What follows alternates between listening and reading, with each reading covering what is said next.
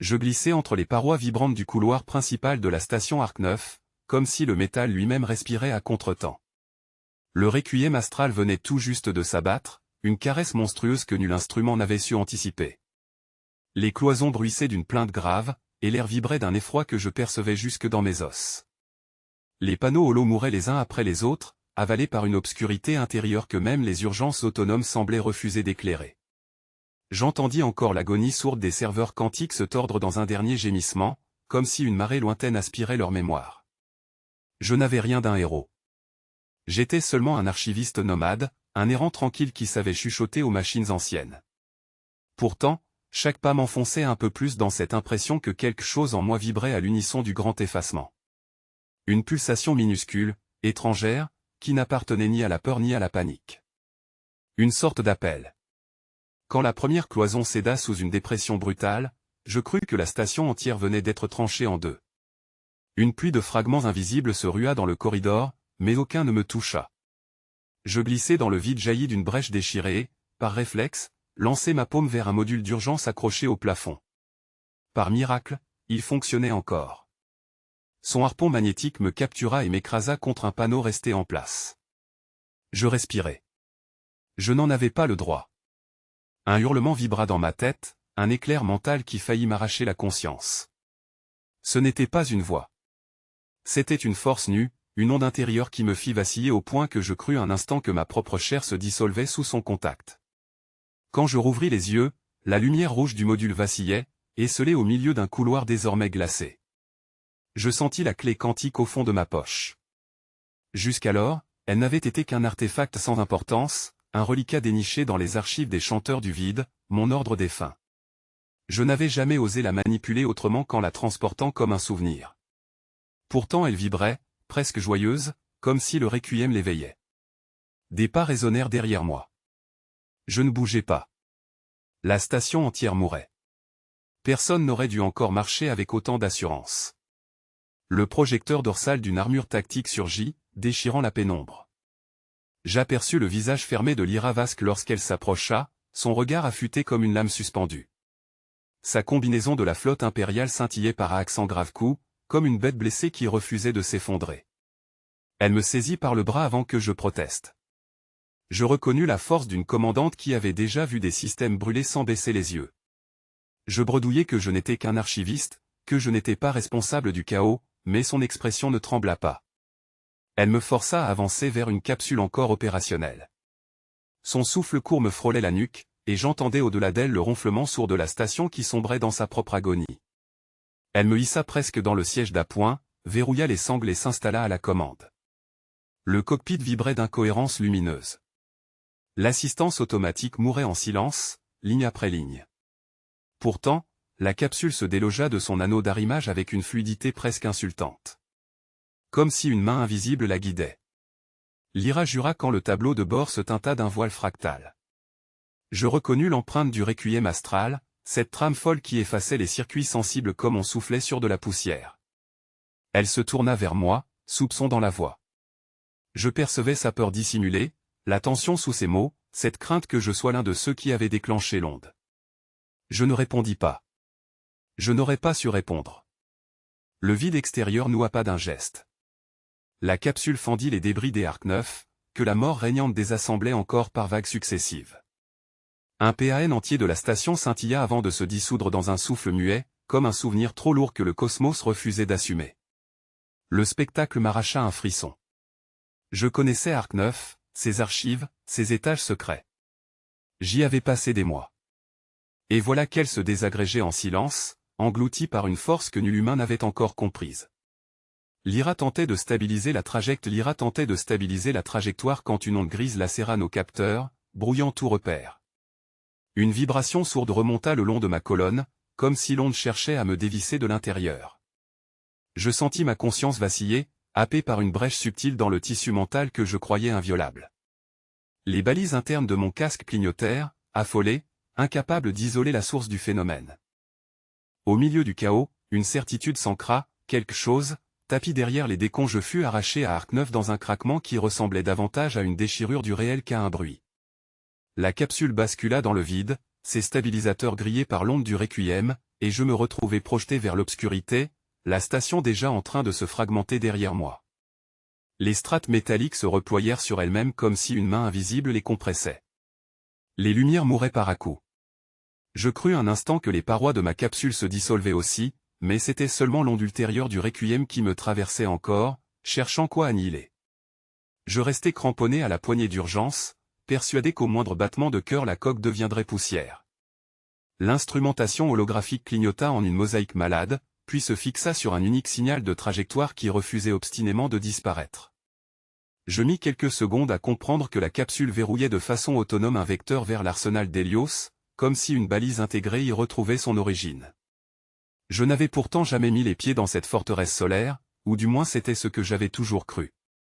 À mesure que la capsule filait, Arc 9 devint une tache incandescente. Les fragments de la station ne dérivaient pas comme ils auraient dû, ils semblaient maintenus dans un état de suspension improbable, figés dans un chaos impossible à comprendre. Le requiem n'effaçait pas seulement la technologie, il arrêtait la logique même qui permettait à la matière d'exister de façon cohérente. Je sentis dans ma nuque le frémissement de la clé quantique, dissimulée sous ma peau depuis si longtemps que j'en avais oublié son poids. Elle vibra comme si elle reconnaissait quelque chose dans la direction d'Hélios. Lorsque la capsule franchit la ligne intérieure du système, une ombre colossale se déploya devant moi, l'arsenal d'Hélios, gigantesque anneau en orbite siphonnant la couronne solaire pour alimenter ses batteries gravitationnelles. 3 de ses volets principaux étaient déjà plongés dans le noir, signe que le requiem avait frappé ici aussi. Une patrouille automatique m'intercepta, mais ses senseurs vacillèrent et la formation d'escorte se dispersa avant de rallumer leurs propulseurs. Je dus manuellement stabiliser la capsule, dont les ailerons de Stas commençaient à grincer comme si on les tordait depuis l'intérieur. À l'approche du sas, une voix s'infiltra dans mon canal audio, râpeuse et incrédule. C'était Lyra Vasque. Sa réputation de survivante n'était pas usurpée, même saturée par l'énergie résiduelle du requiem, son timbre conservait une autorité qui fendait l'espace comme une lame. Elle exigea mon identification, puis sa voix se mua en silence tendu quand je donnai mon nom. Je savais qu'elle connaissait les rumeurs sur les derniers membres des Chanteurs du Vide, mais je n'étais pas préparé à entendre cette lueur de peur qui perça brièvement dans son souffle. Le sas s'ouvrit dans un soupir mécanique. Je trébuchai en posant le pied sur le sol magnétique, encore secoué par la fuite. Des panneaux arrachés jonchaient la passerelle, de même que des éclats translucides d'une technologie dont je ne reconnus pas l'origine. Lyra surgit dans un halo de néon vacillant, son armure rayée par des impacts récents. Elle me dévisagea longuement, comme si elle tentait de deviner à travers ma peau l'incendie que je portais. Elle exigea aussitôt de savoir pourquoi ma capsule avait accès au code d'arrimage prioritaire. Je ne trouvai rien à répondre. Ce n'était pas un mensonge, une partie de moi-même se réveillait seulement maintenant, et ses contours me brûlaient. Lyra finit par me faire signe de la suivre, le canon de son arme pointé vers le sol mais prêt à se lever d'un geste réflexe. Nous progressâmes à travers un couloir dont les lumières pulsaient faiblement, comme si l'arsenal luttait pour ne pas sombrer dans le silence complet. À mesure que nous avancions, des chuchotements résonnaient dans le métal. Pas des voix humaines, un frémissement, une sorte d'écho résiduel, peut être la trace d'un système sensoriel à moitié effacé, comme une mémoire technologique en train de mourir. Lyra, elle, gardait la mâchoire crispée. Elle m'emmena jusqu'au cœur opérationnel de l'arsenal, où l'atmosphère vibrait d'une tension électrique. Plusieurs consoles formaient un cercle autour d'un puits gravimétrique, 2 d'entre elles étaient totalement mortes, leurs écrans fondus comme de la cire chauffée à blanc.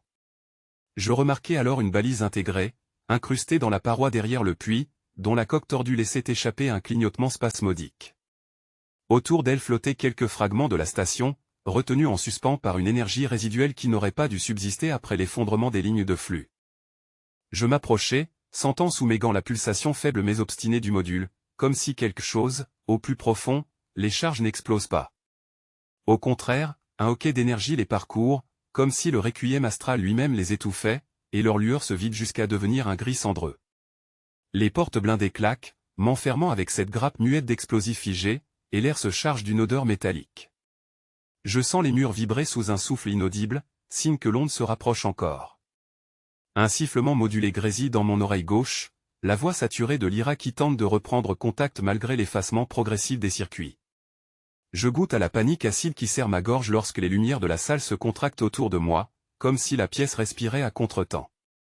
Rien ici ne fonctionne comme prévu, l'arsenal d'Hélios s'abandonne, pièce par pièce, à l'étreinte du requiem. J'effleure instinctivement la clé quantique enfouie contre ma peau, elle pulse faiblement, synchronisée sur un rythme intérieur que je ne comprends pas encore.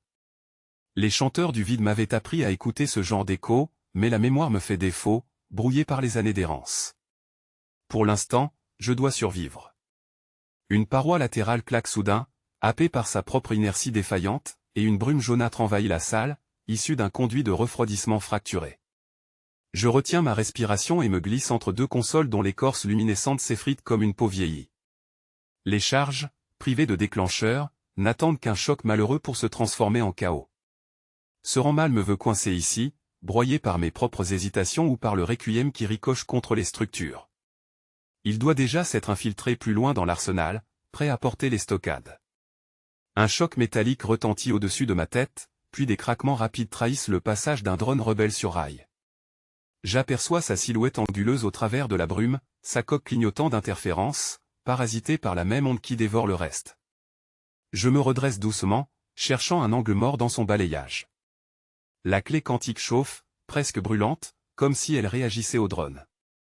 Les chanteurs du vide enregistrent les mémoires perdues, m'avait-on dit autrefois, mais jamais je ne m'étais attendu à ce qu'un artefact oublié tente de dialoguer avec une machine ennemie. Je ferme les yeux une seconde pour calmer mon souffle, la salle entière se dilate, étirée par les distorsions gravifiques internes de l'arsenal, et je manque de perdre l'équilibre. Lorsque je me lance vers la grille d'évacuation, le drone frissonne, ses articulations grincent sous l'effet d'un second spasme du requiem. Un rayon optique se cristallise, hésite, puis s'éteint, avalé par une décharge fantôme. Je rampe entre deux câbles glissants, atteins la grille et force son mécanisme manuel qui résiste comme un animal blessé. Un souffle de chaleur me fouette lorsque la trappe cède. Je tombe dans un conduit vertical, amortissant la chute contre une paroi vibrante. La lumière rouge d'urgence danse au-dessus de moi, dévorée par l'obscurité qui remonte comme une marée noire. Je sens le métal tressauter contre ma paume, un flux se déplace dans la paroi, pas mécanique mais organique, comme si l'arsenal se défendait à sa propre façon. Je me laisse glisser jusqu'au palier inférieur où un sas partiellement ouvert permet d'apercevoir une coursive envahie de vapeur. Lyra m'y attend peut-être, à moins que ce rang n'ait déjà verrouillé toute issue. Une silhouette surgit dans la brume. Je retiens un réflexe de fuite, mais sa démarche lourde et contrôlée me dit que ce n'est pas ce rang. Lyra apparaît, casque ouvert, les yeux rougis par les efforts d'une course contre l'invisible. Elle me saisit au bras, ses doigts tremblants comme si elle sortait elle-même d'une bataille contre quelque entité muette. Sa voix se déforme sur les derniers relais internes encore actifs, « Noro, tu dois venir. » L'onde a franchi la barrière solaire. L'arsenal perd le contrôle de ses propres défenses. Je hoche la tête, incapable de lui avouer que la clé quantique pulse comme un cœur étranger. Nous traversons la coursive, contournant des plaques de métal gondolées.